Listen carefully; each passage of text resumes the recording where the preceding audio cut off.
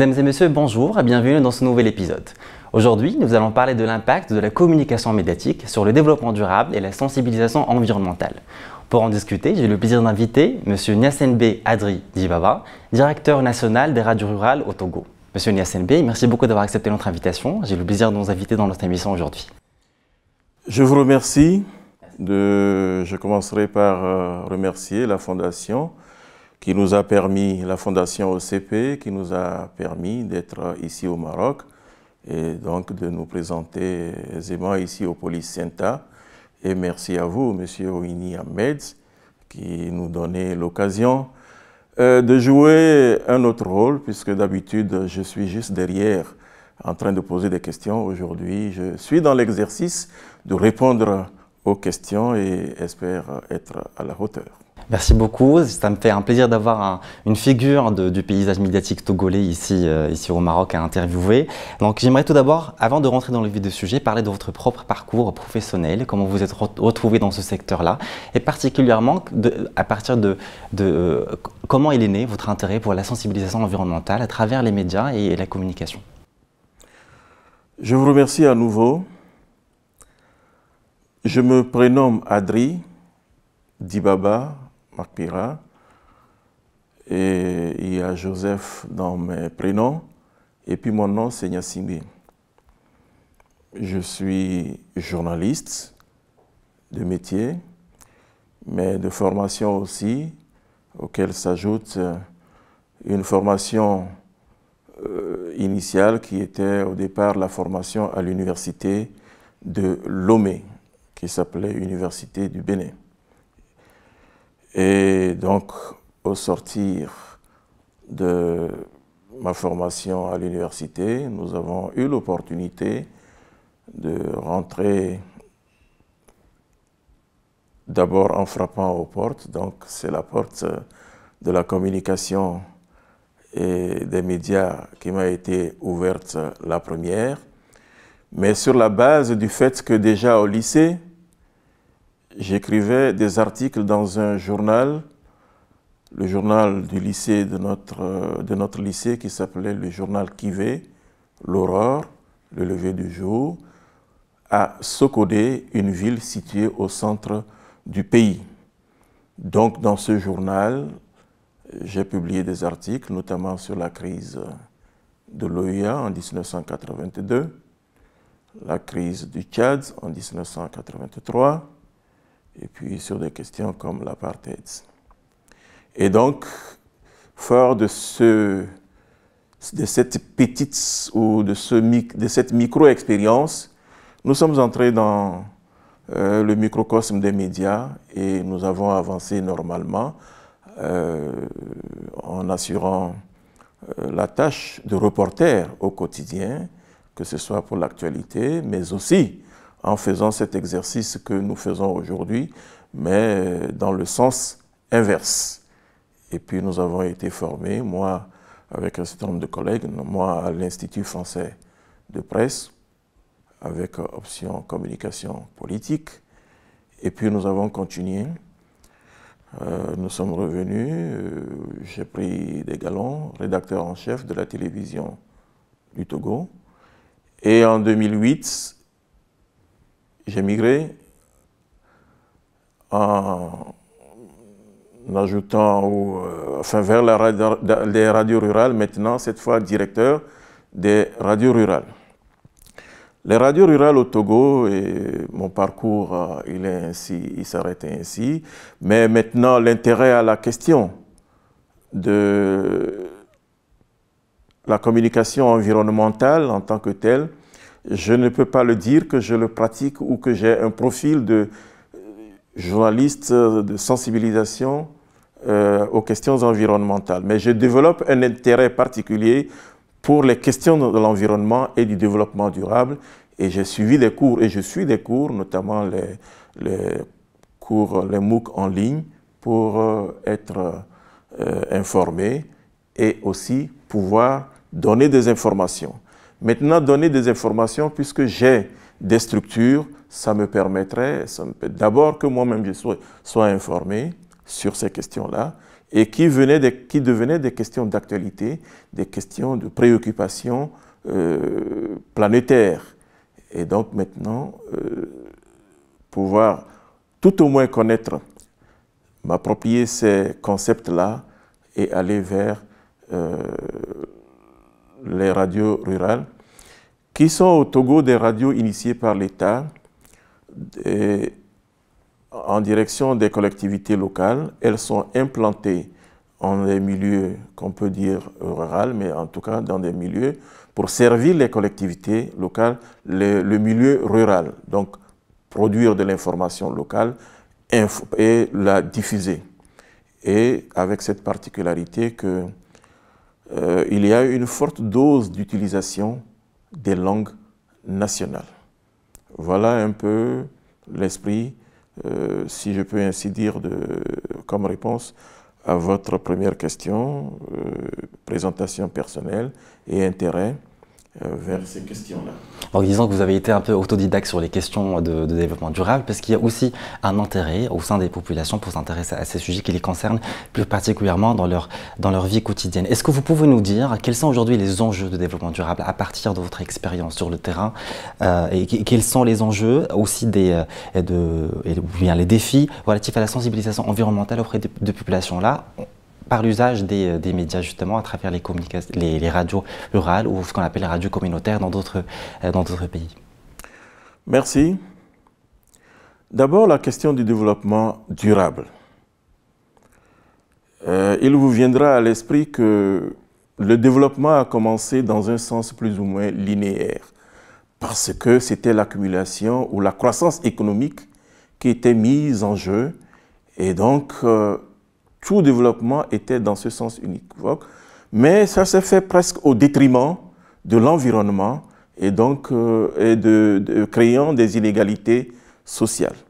Une prise de conscience réelle, il vous en souviendra, a commencé au début des années 70 et s'est concrétisé par une sorte de gouvernance, notamment un sommet qui restera légendaire, le sommet de Rio en 1992, où des règles ont été établies de voir un peu,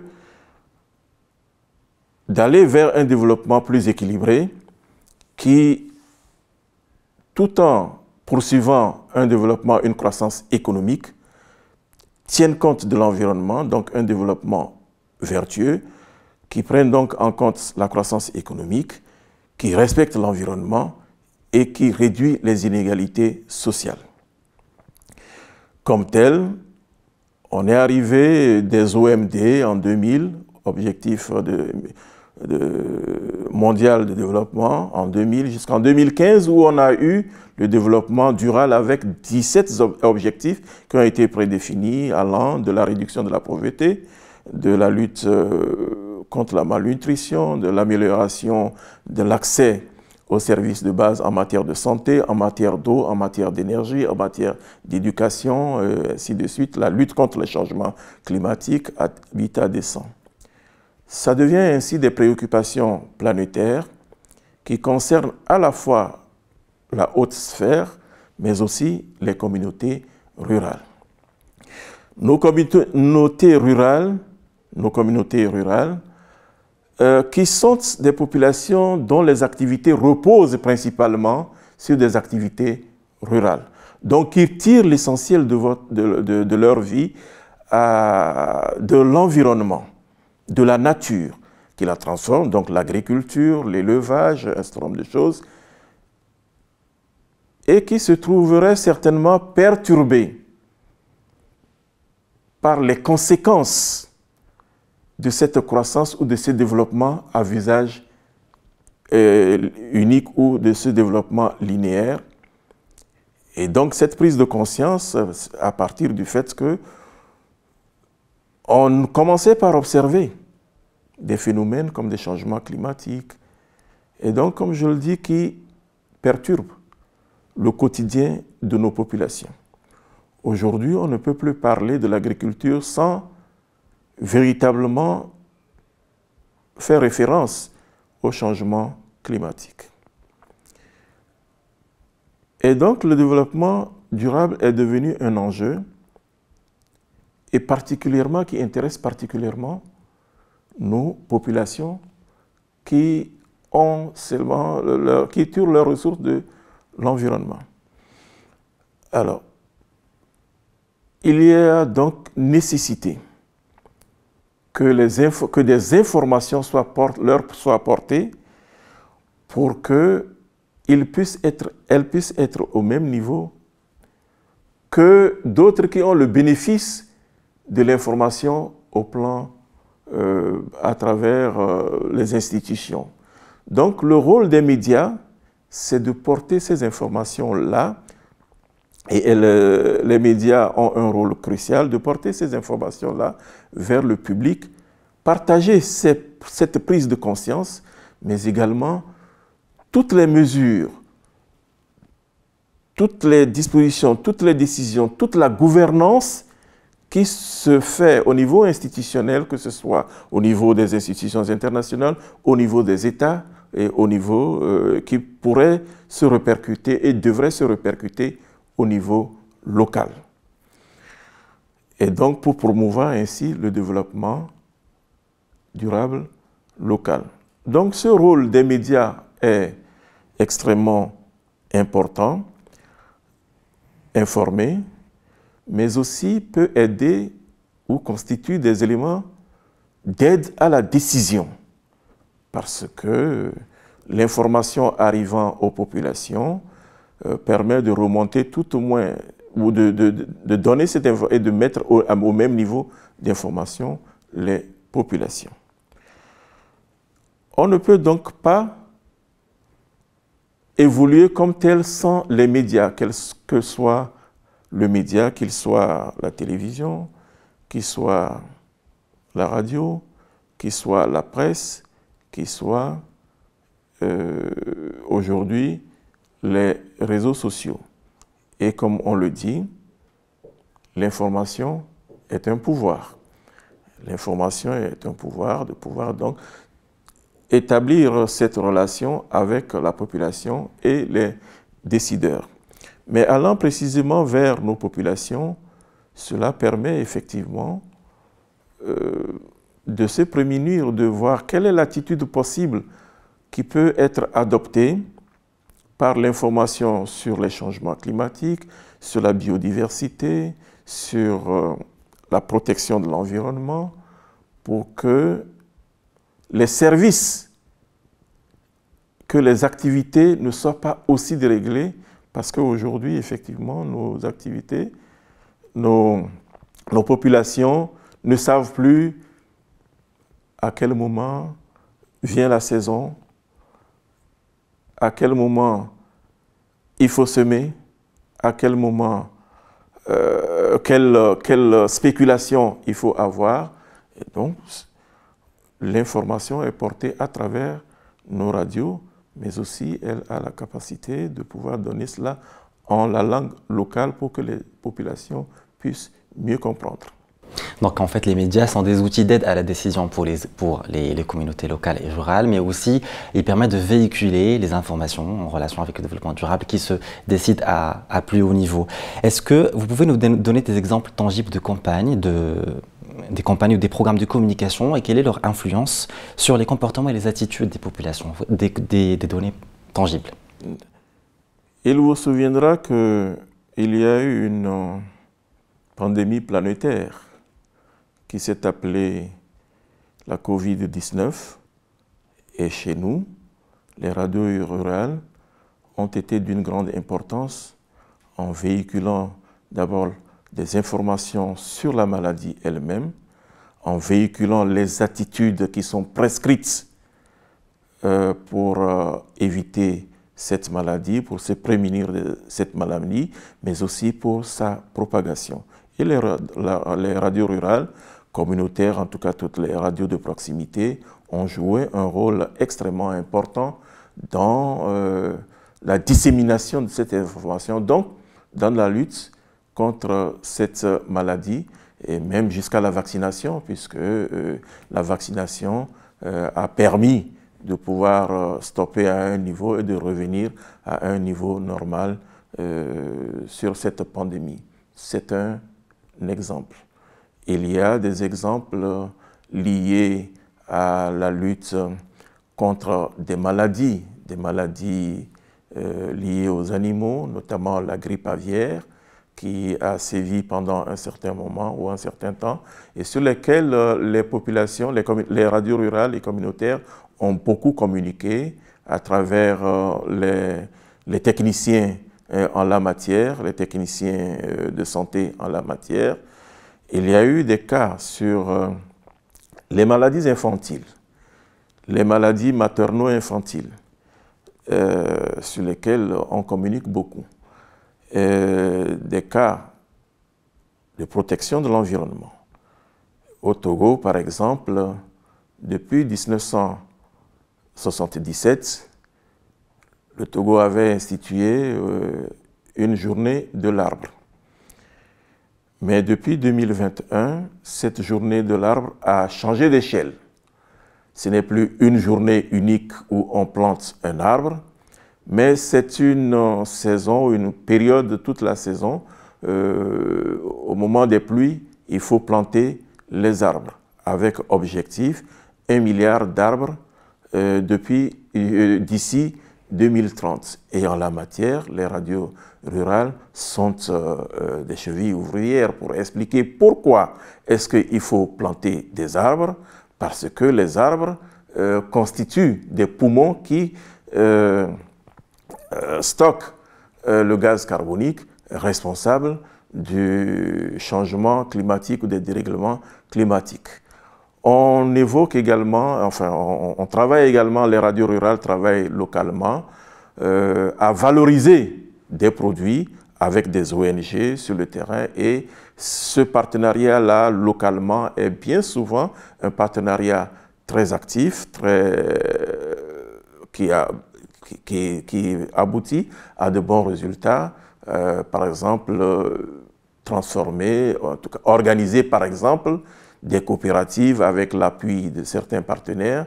Les radios rurales prennent le relais de l'information et surtout de la nécessité de cette organisation et diffusent les résultats qu'une telle organisation apporte. Donc il y a bien d'autres exemples qui pourraient être cités et qui sont des résultats tangibles de l'implication des radios rurales sur des questions communautaires, sur des questions de développement à la base. Alors, c'est en cela que nous pouvons également saluer la contribution de la Fondation OECP qui nous a permis de renforcer certaines radios rurales afin de relever le niveau de performance sur le terrain, mais aussi du matériel pour accentuer ce travail-là et avoir aussi de meilleurs résultats lorsqu'il n'y aurait pas de matériel en tant que tel. Le gouvernement s'attelle également à cela, mais c'est un espace bien ouvert sur lequel d'autres partenaires pourraient se fixer pour nous renforcer la conviction que les radios rurales ont un rôle essentiel et important dans la sensibilisation sur l'environnement, de la protection de l'environnement, dans la sensibilisation pour le développement durable, dans la sensibilisation de certaines questions particulières, notamment la scolarisation des jeunes filles, qui est une réussite également, un point sur lequel le gouvernement attache de l'importance, mais aussi sur lequel les radios rurales sont portées pour porter l'information, amener l'information jusqu'au milieu rural, convaincre le paysan de la nécessité et de l'importance que la jeune fille se scolarise, parce que c'est aussi une ressource positive qui sera au service du développement du milieu, mais aussi au développement local et national. Justement, en parlant des relations entre les structures médiatiques et le gouvernement et les ONG, ou bien les besoins en termes d'appui, quelle est la meilleure manière, ou bien la manière efficace pour que les médias peuvent collaborer avec les ONG et le gouvernement pour porter ces questions, que ce soit sur la sensibilisation environnementale ou d'autres questions plus prioritaires de santé ou d'éducation, pour gérer bien cette relation-là? Alors, la meilleure manière, disons, peut-être qu'il y a plusieurs formes qui pourraient y contribuer, que ce soit la collaboration en termes de production de contenu, la collaboration en termes de formation, la collaboration en termes d'appui au matériel technique, la formation plurielle, parce qu'il y a à la fois les techniciens, mais aussi les journalistes et les managers de radio, ce que nous appelons au Togo, ou autour des radios, le comité local de développement. Parce qu'au final, en rehaussant les capacités à la fois matérielles, managériales et techniques, cela se ressentira sur les performances de la radio, mais l'appui peut être également en termes de disponibilité de ressources des acteurs des ONG pour porter aussi le message sur des thématiques qu'ils maîtrisent. Nous avons parlé tout à l'heure de la traite ou de l'éducation, de la scolarisation de la jeune fille. Ce partenariat permet que les acteurs eux-mêmes viennent expliquer et davantage. Et donc, tout en permettant aux journalistes d'apprendre sur le sujet, de renforcer sa connaissance sur le sujet, l'information est portée à travers la radio rurale aux populations et en la langue, et il y a effectivement de l'impact sur ces populations, et on voit le niveau de scolarisation relever, le Togo en faisant un cheval de bataille sur, naturellement, bien d'autres, comme je vous l'ai dit tout à l'heure, sur la protection de l'environnement et la lutte contre la déforestation, la lutte contre la dégradation des terres. Monsieur Niasse Salemi, merci beaucoup pour ces éclairages. Je pense qu'aujourd'hui, nous avons porté l'importance de sensibiliser les populations locales sur les enjeux du développement durable. Merci beaucoup encore une fois. Chers téléspectateurs, merci beaucoup d'avoir suivi cette conversation et je vous donne rendez-vous très prochainement. Je vous dis à très bientôt. Merci. Merci beaucoup.